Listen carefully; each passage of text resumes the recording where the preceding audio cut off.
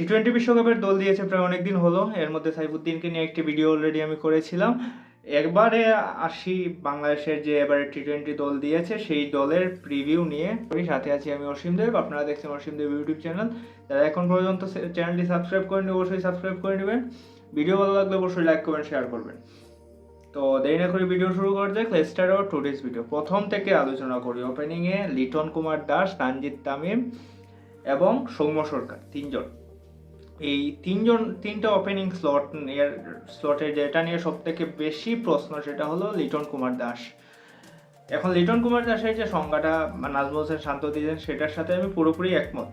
কারণ লিটন কুমার দাসকে বসিয়ে অন্য কাউকে নেওয়ার মতো যে বাংলাদেশ দলটা সেই জায়গায় যেতে পারেনি, এরকম একটি কথা বলছেন।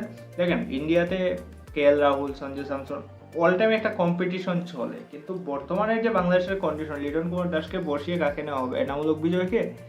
এনামূলক বিজয়কে তো চান্স দেওয়া হয়েছে, চান্স দেওয়া হয়নি সেটা তো বলতে পারবে না। তো ওভারঅল দেখা যাবে লাস্ট কিছু দিন যদি মিলান তাহলেও কিন্তু লিটন দাসের পাল্লাই কিন্তু ভারী থাকবে। তো লিটন দাসকে নিয়ে নেওয়া হয়েছে, সেটা নিয়ে আমার কোনো ধরনের কমপ্লেন নেই। তানজিদ তামিম লাস্ট সিরিজে ভালো করছে, আশা দিচ্ছে ভালো করার। তো লেটস সি বিশ্বকাপে তানজিদ তামিম কেমন করেন। সৌম্য সরকার রিসেন্টলি ফিরেছেন, আসুরুর প্রিয় ছাত্র, PPL-এ মোটামুটি ভালো করেছেন। দেখা যাক, সৌম্য সরকারের কলটাও কিন্তু ভালো কলই ছিল, যেখানে যদি লিটন দাস, তানজিদ তামিম অথবা লিটন দাস, সৌম্য সরকার, লিটন দাস এক কথায় অটো চয়েস হিসাবেই যাবেন। যতই না জিম্বাবুয়ে সিরিজের থেকে দল একাদশ থেকে বাদ পাবেন, বিশ্বকাপে যাবেন অটো চয়েস হিসাবেই, এটা একরকম বলাই যাচ্ছে। তারপর নাজমুল হোসেন শান্ত ক্যাপ্টেন। এই জায়গায় অনেকের দ্বিধাদ্বন্দ্ব আছে, জাস্ট শুধু ছেলেটা ক্যাপ্টেন্সি পাইলো ভাই। লাস্ট বছরটা তো শান্তর ভালোই গেছে, লাস্ট বছরটা ভালোই গেছে। সেই BPL-এর পর থেকে, গত BPL-এর আগের BPL-এর থেকেই তো শান্তর যে ঘুরে দাঁড়ানোটা, সেই ঘুরে দাঁড়ানো থেকে ক্যাপ্টেন্সি দেওয়া হলো। একটু সময় দেন। এত তাড়াতাড়ি শান্তকে ছাঁটাই করার মতো অবস্থা এখন পর্যন্ত হয়তো হয়নি। দেখা যাক শান্ত বিশ্বকাপে কী করেন। তারপর সাকিব আল হাসান, তাওহিদ হৃদয়। সাকিব আল হাসানের কথা কি বলবো, খেলছেন এখন অনেক কম, তারপর চোখের সমস্যা, সব কিছু মিলে লাস্ট সিরিজে তো এই একটা ম্যাচে রান করতে পারলেন না, তারপর 4টি উইকেট নিলেন। তো সাকিব আল হাসান একদিকে পুষিয়ে দিবেন সেটা বলা বাহুল্য। তাওহিদ হৃদয় ভালো খেলছেন, জিম্বাবুয়ে সিরিজে রান পেয়েছেন, BPL ভালো গিয়েছে। ওভারঅল তাওহিদ হৃদয় থাকবেন এটা অনেক আগ থেকেই ভাবা যাচ্ছিল। মাহমুদুল্লাহ রিয়াদ এই দলের সব থেকে সিনিয়র ক্যাম্পেইনার। যখন মুশফিকুর রহিম এবং মাহমুদুল্লাহ রিয়াদকে দল থেকে বাদ দেওয়া হলো, মুশফিকুর রহিম অবসর নিলেন টি-20 দল থেকে। তারপর মাহমুদুল্লাহ রিয়াদ অবসর নিলেন না, নিজেকে প্রস্তুত করলেন এবং ফিরলেন একদম রাজার বেশে। তো মাহমুদুল্লাহ রিয়াদের দিকে অবশ্যই খুব ভালোভাবে আমরা চেয়ে থাকবো বিশ্বকাপে। জাকের আলী অনিক এই দলের সেকেন্ড উইকেট কিপার। তো এখানে আর কথা বাড়াই না, জাকের আলী অনিকের যে বড় শর্ট খেলার এবিলিটি আছে, সেই শর্ট খেলার এবিলিটিটা উনি যদি ভালো করে দেখাতে পারেন একবারে লোয়ার অর্ডারে গিয়ে, তাহলে কিন্তু মোটামুটি ভালোই হবে। তানভীর ইসলামের কলটা একটু কন্ট্রোভার্সিয়াল। তানভীর ইসলামের জায়গায় মেহেদী হাসান মিরাজকে অনেকেই চাচ্ছিলেন, কিন্তু মেহেদী হাসান মিরাজের যে সংজ্ঞাটা সেইটা আমি এভাবে দেব। দেখেন, মেহেদী হাসান মিরাজ কিন্তু লাস্ট কিছুদিন ধরে টি-20 সার্কেলের বাইরে, টি-20 সার্কেলের একদম বাইরে, টেস্টের প্রিপারেশন নিচ্ছেন, সেই অনেক কিছুই আছে। তো মেহেদী হাসান মিরাজকে যে আপনি দলে নেবেন, মেহেদী হাসান মিরাজকে তো আপনি টি-20-তে বিবেচনায় রাখতে হবে। মেহেদী হাসান মিরাজ কিন্তু অনেকদিন ধরেই টি-20 বিবেচনার বাইরে। লাস্ট যে সিরিজটা উনি খেলেছিলেন সেই সিরিজে ওনাকে ভাইস ক্যাপ্টেন হিসাবে নেওয়া হয়েছিল সম্ভবত, এবং সেই সিরিজটাতে ওনাকে খেলানোই হয়নি।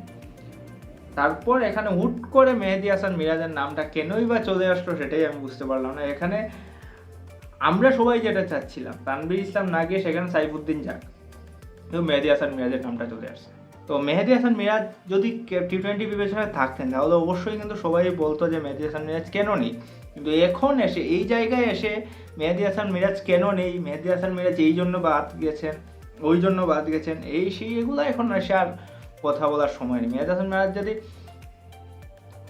ধরেন টি-20-র জন্য বিবেচনায় থাকতেন তাহলে অবশ্যই একবার হলেও মেহেদী হাসান মিরাজের কথা চিন্তা করতো বিসিবি। শেখ মাহাদি লাস্ট সিরিজ ভালো করেছেন। দেশের মাটিতে এত ভালো কিছু নেই, কিন্তু বিদেশের মাটিতে একটু হলেও বোলিং ভালো করেন শেখ মাহাদি, সেটা আমার বিশ্বাস।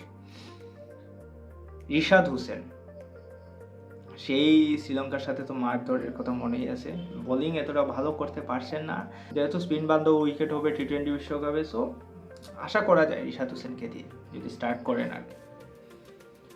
তারপর আমাদের ভাইস ক্যাপ্টেন তাসকিন আহমেদের ইনজুরি নিয়ে কিছু কনসার্ন আছে, সেইটাই হলো মেইন প্রবলেম। তাসকিন আহমেদ প্রথম ম্যাচ থেকে খেলতে পারবেন কি না সেটা এখনও জানা নেই, লেটস সি কি হয়। তাসকিন আহমেদ ছাড়া তো বাংলাদেশের পেস বোলিং এটা একদম নেতা শূন্য বলা যায় তাসকিন আহমেদ ছাড়া। তাসকিন আহমেদ তো লাস্ট সিরিজেও খুব ভালো বোলিং করলেন, 8 উইকেট নিলেন। তো তাসকিন আহমেদ থাকবেনই, এবং তাসকিন আহমেদ যদি বিশ্বকাপের প্রথম থেকে খেলতে পারেন বাংলাদেশের জন্য অনেক বড় একটা বেনিফিট হবে। তারপর মুস্তাফিজুর রহমান আইপিএলে ভালো খেলছেন, এর আগের সিরিজে মোটেও ভালো করেননি, 10.50 মেবি ছিল ওনার ইকোনমি। আইপিএলে খুব ভালো করেছেন, লাস্ট সিরিজেও মোটামুটি ভালো করেছেন। মুস্তাফিজুর রহমান শুরু একাদশেই থাকবেন আশা করি।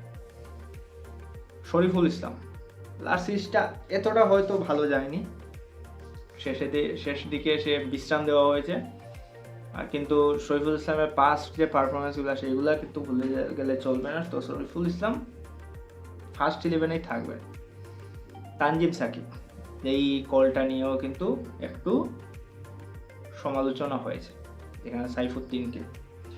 তানজিম সাকিবকে মূলত ক্যাপ্টেন বলেছেন যে পেসের জন্য সাইফুদ্দিনের জায়গায় তানজিম সাকিবকে নেওয়া হয়েছে। দুইজন রিজার্ভ, আফিফ হোসেন ধ্রুব এবং হাসান মাহমুদ, এই ছিল বাংলাদেশের ওভারঅল স্কোয়াড। সামনে ইউএসএ সিরিজ আছে, সেই সিরিজের ফার্স্ট ম্যাচ, এবং পুরো সিরিজটা নিয়ে একটা ধোঁয়াশা আছে, খেলা হবে কিনা না। যে স্টেডিয়ামে খেলা হওয়ার কথা ছিল সেই স্টেডিয়ামের অবস্থা খুব খারাপ। যদি খেলা হয় তাহলে বাংলাদেশের প্লেয়াররা আরেকটু নিজেকে যাচাই করে নেওয়ার সুযোগ পাবেন। তো দেখা যাক, বাংলাদেশের জন্য শুভকামনা, বাংলাদেশ খুব ভালো করুক এইবার বিশ্বকাপে। সাকিবের শেষ বিশ্বকাপ, মাহমুদুল্লাহ রিয়াদের শেষ বিশ্বকাপ। সাকিব তো অলরেডি সম্ভবত ঘোষণাই দিয়ে ফেলেছেন টি-20 থেকে বিশ্বকাপেই অবসর নেবেন সাকিব। তো লেটস সি কি হয়, শুভকামনা বাংলাদেশ। যারা ভিডিওটি এখন পর্যন্ত দেখছেন, আশা করি ভিডিওটি ভালো লেগেছে। ভিডিও ভালো লাগলে লাইক করুন, শেয়ার করবেন, সবাই পাশে থাকবেন। সো ভিডিও শেষ করা যাক, সবাই ভালো থাকবেন, সুস্থ থাকবেন, টেক কেয়ার, পিচ।